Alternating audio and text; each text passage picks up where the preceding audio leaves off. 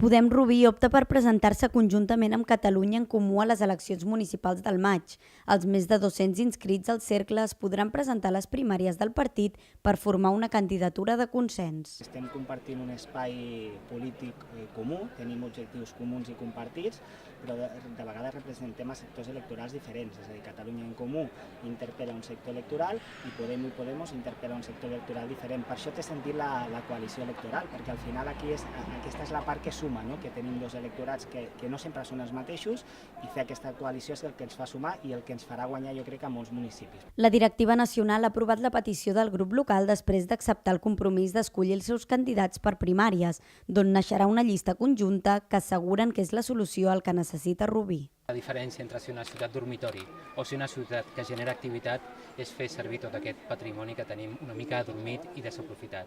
Llavors per això venim aquí per canviar Rubí, venim aquí per governar.